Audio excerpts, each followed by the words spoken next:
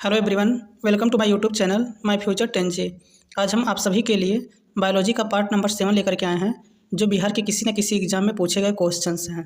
ये जितने भी क्वेश्चन हैं टोटल बिहार में पूछे गए क्वेश्चन हैं और ये TRE 4.0 में आने की प्रबल संभावना है। तो चलिए स्टार्ट करते हैं। अगर इसके पहले का पार्ट नहीं देखे हों तो जा करके देख सकते हैं। 240 नंबर तक हो चुका है। 241 से स्टार्ट करते हैं। दंत क्षय का कारण है। बताइए दंत क्षय का कारण क्या होता है?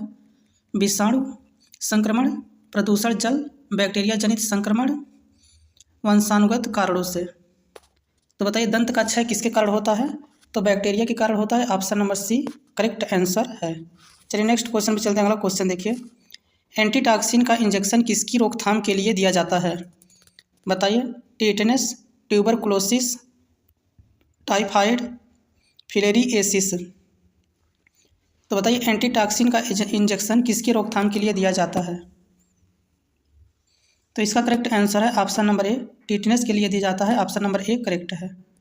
अगला क्वेश्चन देखिए, मुख्यतः निम्न गैस ग्लोबल वार्मिंग के लिए जिम्मेदार है। तो बताइए ग्लोबल वार्मिंग के लिए जिम्मेदार गैस कौन सी होती है?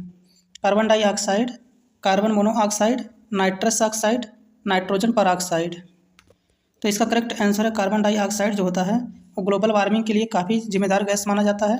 इसके साथ साथ जलवाष्प से आता है methane, nitrous oxide, chlorofluorocarbon, ozone. ये सभी गैसें जो हैं ग्लोबल वार्मिंग के लिए काफ़ी जिम्मेदार गैस मानी जाती हैं। चलिए नेक्स्ट क्वेश्चन पे चलते हैं। अगला क्वेश्चन देखिए, अगला क्वेश्चन है, जीव जो सूर्य के प्रकाश की उपस्थिति में अपना भोजन बनाते हैं कहलाते हैं? उपभोक्ता, उत्पादक, विघटक, परजीवी। तो बताइए इसका करेक्ट आंसर क्या होगा? जो जीव प्रकाश की उपस्थिति में अपना भोजन स्वयं बनाते हैं उसे उत्पादक कहते हैं। Option number B correct answer है।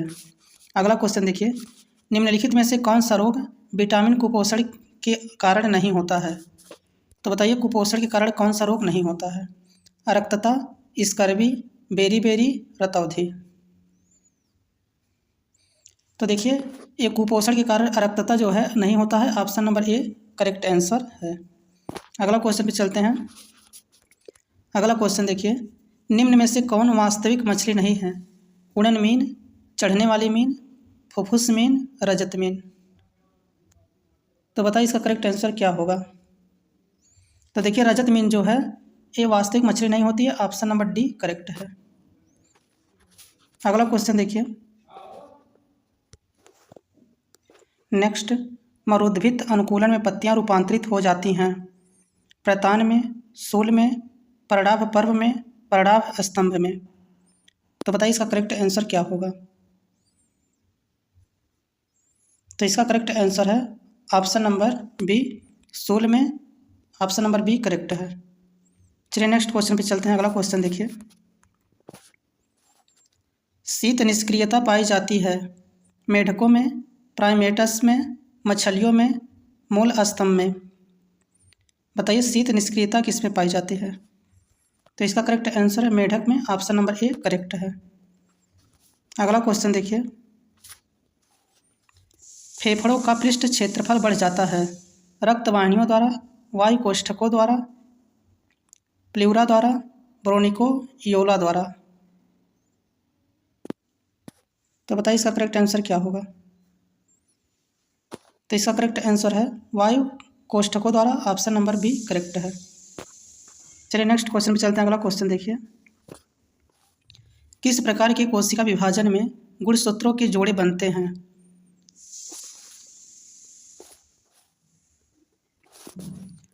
माइटोसिस समसूत्री, मियोसिस अर्धसूत्री, एमाइटोसिस असूत्री, उपरोक्त सभी।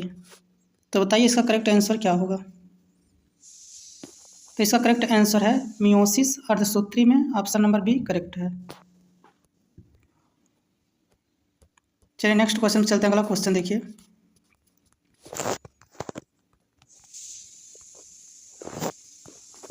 इनमें से कौन सी पाचक ग्रंथियां नहीं हैं? बताइए पाचक ग्रंथियां कौन सी नहीं हैं? गुर्दा एवं फुफ्फुस, यकृत एवं अग्नाशय, लार ग्रंथि एवं यकृत, अग्नाशय एवं लार ग्रंथि। तो इसका करेक्ट आंसर है गुर्दा एवं फुफ्फुस। ऑप्शन नंबर ए करेक्ट है। अगला क्वेश्चन देखिए,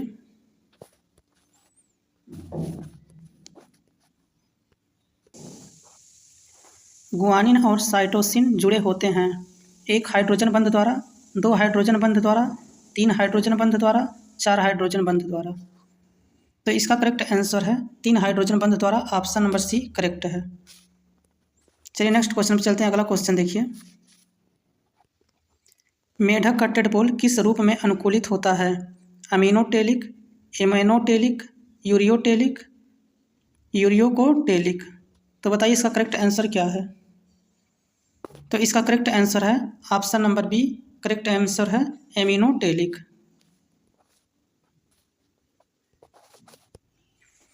नेक्स्ट क्वेश्चन है, जयमंडल में रासायनिक पोषण का चक्र होता है जल द्वारा, वायु द्वारा, भूमि द्वारा, इनमें से सभी के द्वारा।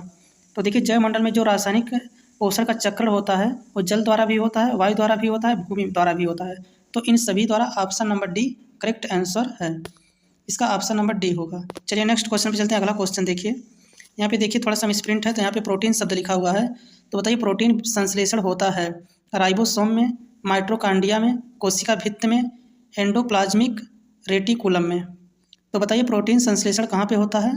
तो देखिए प्रोटीन संश्लेषण होता है राइबोसोम में। ऑप्शन नंबर ए करेक्ट है।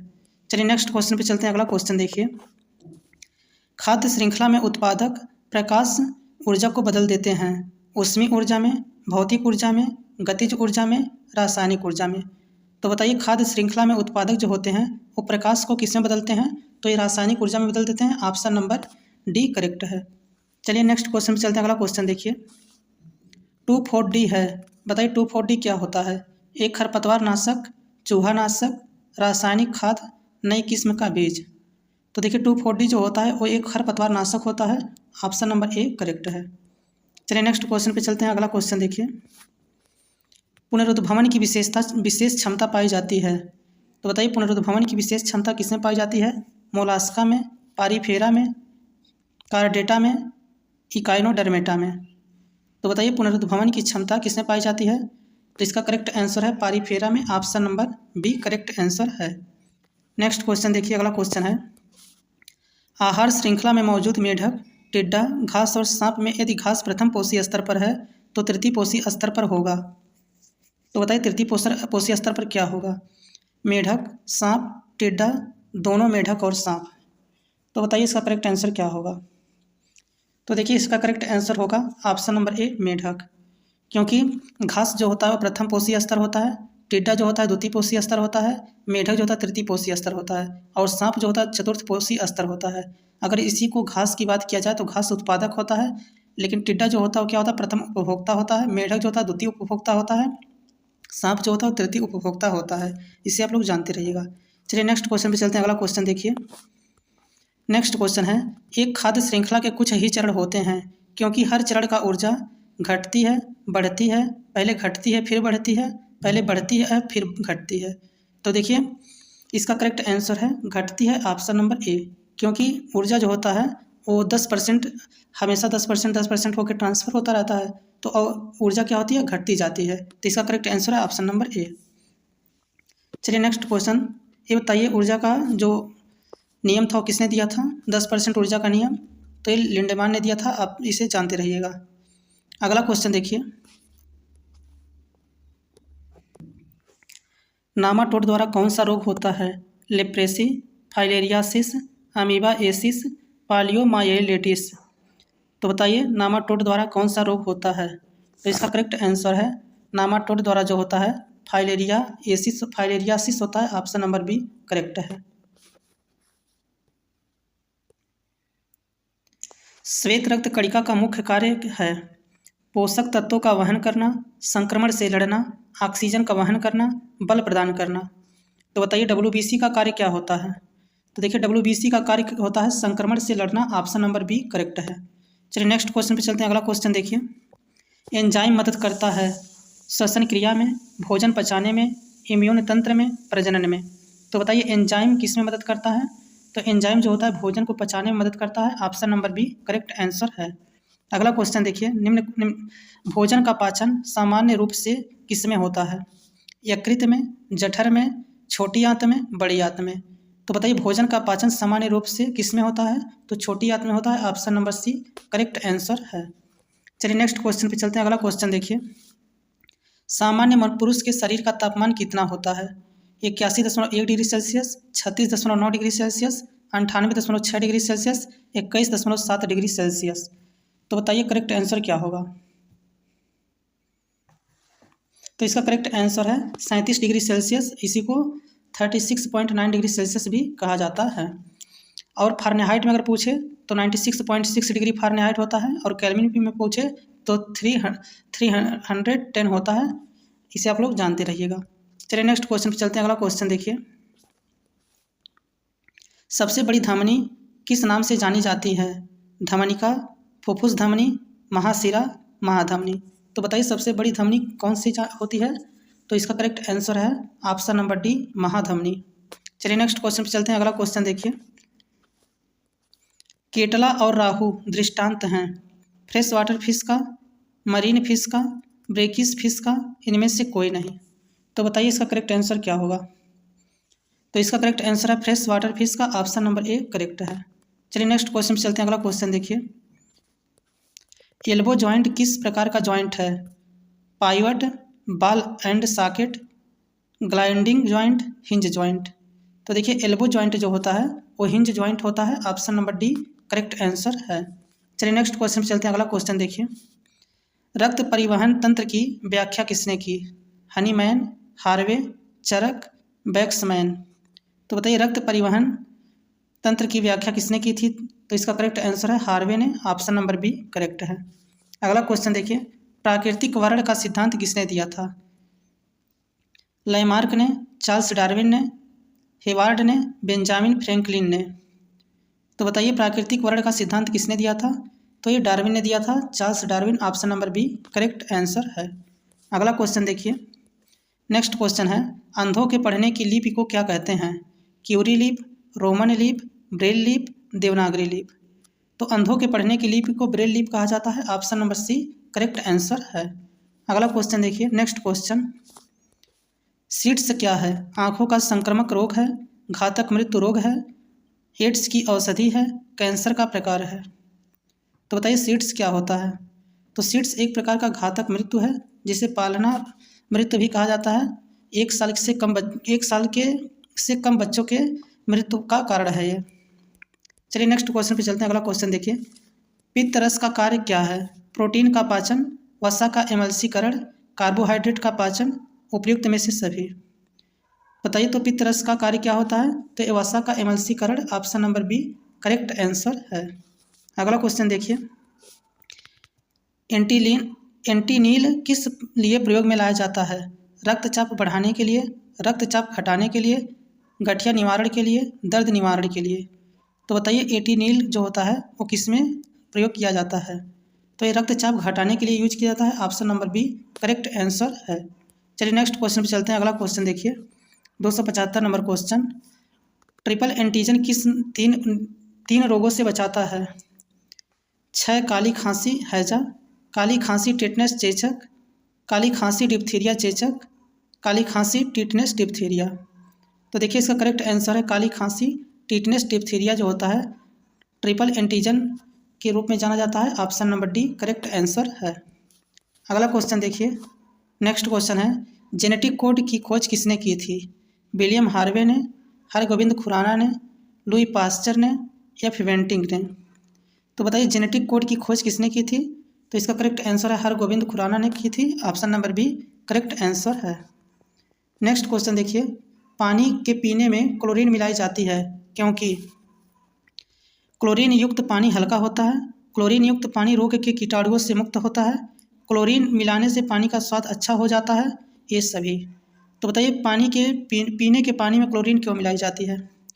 तो देखिए इसका करेक्ट आंसर है क्लोरीन युक्त पानी रोग के कीटाणुओं से मुक्त होता है, ऑप्शन नंबर बी करेक्ट है। चलिए नेक्स्ट क्वेश्चन पे चलते हैं। अगला क्वेश्चन देखिए, शरीर में आयोडीन की कमी से बीमारी होती है, स्कर्वी, तपेदिक, सूखा रोग, घेघा। तो बताइए शरीर में आयोडीन की कमी से कौन सा रोग होता है? तो घेघा होता है, option number D correct answer है। चलिए नेक्स्ट क्वेश्चन पे चलते हैं। अगला क्वेश्चन देखिए, निम्नलिखित में से संसाधन का कौन सा तरीका दुग्ध तथा दुग्ध उत्पादकों के परिरक्षण में प्रयोग किया जाता है? विकिरण द्वारा, रोगाणुनाशक, शीघ्र हिमीकरण, पाश्चुरीकरण हिमशुष्कन। तो बताइए इसका करेक्ट आंसर क्या है। तो इसका पाश्चुरीकरण किया जाता है, option number C correct answer है। नेक्स्ट क्वेश्चन देखिए, अगला क्वेश्चन, चींटी या मधुमक्खी के काटने पर उसके डंक में निम्न द्रव पाया जाता है, फार्मिक अम्ल, मैथेनॉल, ग्लाइसिक एसिड अम्ल, ऑक्जेलिक अम्ल। तो बताइए चींटी या मधुमक्खी के काटने पर उसके डंक में कौन सा अम्ल पाया जाता है। तो फार्मिक अम्ल पाया जाता है, option number A correct answer है। चलिए नेक्स्ट क्वेश्चन पे चलते हैं। अगला क्वेश्चन देखिए, मानव हृदय में शुद्ध रक्त पाया जाता है महाधमनी एवं बाएं नीलय में, दाएं नीलय एवं फुफ्फुसी धमनी में, फुफ्फुसी धमनी एवं महाधमनी में, फुफ्फुसी धमनी एवं दाएं नीलय में। तो बताइए इसका करेक्ट आंसर क्या है। इसका करेक्ट आंसर है महाधमनी एवं बाएं नीलय में, option number A correct answer है। नेक्स्ट क्वेश्चन है, निम्नलिखित में से कौन सा जीवाणु द्वारा उत्पन्न एक सामान्य रोग है, मलेरिया, पेचिस, हैजा, सामान्य सर्दी जुकाम। तो बताइए जीवाणु से होने वाला रोग कौन सा है। तो ये हैजा है, option number C correct answer है। और इसके अदर जो होते हैं जैसे टिटनेस, हैजा, टाइफाइड, क्षय रोग, डिप्थीरिया, प्लेग, काली खांसी, निमोनिया, कोढ़, गोनेरिया, सिफिलिस, ये सभी जो होते हैं जीवाणु से होने वाले रोग हैं। चलिए नेक्स्ट क्वेश्चन पे चलते हैं। अगला क्वेश्चन देखिए, शरीर में ध्वनि यंत्र को और क्या कहा जाता है, लॉरिक्स, फायरिक्स, कंठनली, श्वासनली। तो बताइए शरीर में ध्वनि यंत्र को और किस नाम से जाना जाता है। तो लैरिक्स के नाम से जाना जाता है, option number A correct answer है। अगला क्वेश्चन पे चलते हैं, इनमें से कौन सी फसल तेल के बीज उत्पन्न नहीं करती है, तिल, अलसी, पीजन पी, सूर्यमुखी। तो देखिए तिल से भी तेल निकलता है, अलसी से भी निकलता है, सूर्यमुखी से भी निकलता है, लेकिन पीजन पी जो होता है मतलब मटर से नहीं निकलता है, ऑप्शन नंबर सी करेक्ट है। अगला क्वेश्चन पे चलते हैं, तारक रश्मियाँ निकलती हैं तारक काय से, अर्धगुणसूत्र से, कोशिका द्रव्य से, कोशिका झिल्ली से। तो बताइए तारक रश्मिकाएँ निकलती हैं किससे। तो तारक काय से, ऑप्शन नंबर ए करेक्ट है। अगला क्वेश्चन देखिए, जड़ की कोशिका में उपस्थित लवक को कहते हैं, क्लोरोप्लास्ट, ल्यूकोप्लास्ट, क्रोमोप्लास्ट, सेल्यूलोज। तो बताइए इसका करेक्ट आंसर क्या होगा। तो देखिए जड़ की कोशिकाओं में उपस्थित लवक को ल्यूकोप्लास्ट कहा जाता है, option number B correct answer है। अगला क्वेश्चन देखिए, मशरूम कुकुरमुत्ता किसका उदाहरण है, कवक, शैवाल, हरा पौधा, एक कोशिकी पौधा। तो बताइए मशरूम जो होता है वो किसका उदाहरण होता है। तो एक कवक का एग्जाम्पल है, option number A correct answer है। अगला क्वेश्चन देखिए, नेफ्रोलॉजी किसका अध्ययन है, गुर्दे का, जिगर का, तंत्रिका तंत्र का, नवजात का। तो देखिए नेफ्रोलॉजी जो होता है वो गुर्दे का अध्ययन होता है, option number A correct answer है। तंत्रिका तंत्र का जो अध्ययन होता है क्या होता है, तो न्यूरोलॉजी होता है, इससे आप लोग जानते रहिएगा। चलिए नेक्स्ट क्वेश्चन पे चलते हैं। अगला क्वेश्चन देखिए, निम्न में से कौन सी जड़ नहीं है, गाजर, मूली, चुकंदर, अदरक। तो देखिए गाजर, मूली, चुकंदर जो है ये सब क्या होते हैं, रूट होते हैं, जबकि अदरक जो होता है वो तना होता है। और कौन सा तना होता है, प्रकंद होता है, option number C correct answer है। अगला क्वेश्चन देखिए, किसकी कमी के कारण बच्चों में रिकेट्स होता है, vitamin A, vitamin B, vitamin C, vitamin D. तो देखिए रिकेट्स जो होता है विटामिन डी की कमी से होता है, option number D correct answer है। अगला क्वेश्चन देखिए, मानव पित्त जो एक पीले रंग का तरल है इसकी प्रकृति क्या है, अम्लीय है, तटस्थ है, क्षारीय है, इनमें से कोई नहीं। तो देखिए पित्त रस का जो प्रकृति होता है वो क्षारीय होता है, option number C correct answer है। अगला क्वेश्चन देखिए, कंकाल की मांसपेशियों की अनुमानित संख्या बताई गई है, 500, 700, 200, 206। तो इसका करेक्ट आंसर है 700, ऑप्शन नंबर बी करेक्ट है। नेक्स्ट क्वेश्चन चलिए। अगला क्वेश्चन देखिए, पारिस्थितिकी तंत्र शब्दावली किसने प्रस्तुत की थी। तो बताइए पारिस्थितिकी तंत्र शब्द किसने प्रस्तुत की थी। तो इसका करेक्ट आंसर है एजी टांसले। लेकिन अगर वहीं बात किया जाए केवल पारिस्थितिकी शब्द का, तो पारिस्थितिकी शब्द जो थे अर्नेस्ट हैकल द्वारा दिया गया था, इससे आप लोग जानते रहिएगा। अगला क्वेश्चन देखिए, कोशिका की खोज किसने की थी, रॉबर्ट हुक द्वारा, विलियम हार्वे द्वारा, क्रिश्चियन बर्नार्डे द्वारा, लुइस पास्चर द्वारा। तो बताइए कोशिका की खोज किसने की थी। तो Robert Hooke, option number A correct answer है। चलिए नेक्स्ट क्वेश्चन पर चलते हैं। अगला क्वेश्चन देखिए, पेनिसिलिन के जैविक प्रतिरोधी गुणधर्म की खोज किसने की थी, रोनाल्ड रॉस द्वारा, लुइस पास्चर द्वारा, अलेक्जेंडर फ्लेमिंग द्वारा, जोसेफ लिस्टन द्वारा। तो बताइए पेनिसिलिन के जैविक प्रतिरोध की खोज किसने की थी? इसका कमेंट बॉक्स में आंसर आप लोग दीजिए क्या होगा इसका। तो इसका करेक्ट आंसर है लुइस पास्चर द्वारा। ऑप्शन नंबर बी करेक्ट नहीं, इसका करेक्ट आंसर है अलेक्जेंडर फ्लेमिंग द्वारा। ऑप्शन नंबर सी करेक्ट है। चलिए नेक्स्ट क्वेश्चन पे चलते हैं। अगला क्वेश्चन देखिए, हाइड्रोफोबिया से संबंधित है टिटनेस, मेनिंजाइटिस, रेबीज, डेंगू। तो बताइए हाइड्रोफोबिया से संबंधित क्या होता है? तो rabies. Option number C correct answer है। अगला क्वेश्चन देखिए, घेघा किसकी कमी से होता है? नमक, iodine, potassium, vitamin C B. तो घेघा जो होता है आयोडीन की कमी से होता है। Option number B correct answer है। चलिए नेक्स्ट क्वेश्चन पे चलते हैं। अगला क्वेश्चन देखिए, अस्थि सुषुरता इसी को कहते हैं ऑस्टियोपोरोसिस, किसकी कमी से होता है? पोटेशियम, लोहा, प्रोटीन, कैल्शियम। तो देखिए ऑस्टियोपोरोसिस जो होता है वो कैल्शियम की कमी से होता है। ऑप्शन नंबर डी करेक्ट है। नेक्स्ट क्वेश्चन देखिए, अगला क्वेश्चन, क्वासियोर-काय बीमारी किसकी कमी के कारण होता है? कार्बोहाइड्रेट, शक्कर, प्रोटीन, सोडियम। तो बताइए इसका करेक्ट आंसर क्या होगा? तो इसका करेक्ट आंसर है प्रोटीन की कमी से होता है। Option number C correct answer है। अगला क्वेश्चन देखिए, निम्नलिखित में से कौन सी प्रजाति खतरे में नहीं है? भारतीय गिद्ध, साइबेरिया सारस, हिमालयी बटेर, भारतीय तोता। तो इसका करेक्ट आंसर है भारतीय तोता। Option number D correct answer है। वीडियो आप लोगों को अच्छा लगा हो तो वीडियो को लाइक कर दीजिएगा और चैनल पर पहली बार आए हो तो चैनल को सब्सक्राइब कर लीजिएगा। Thanks for watching this video.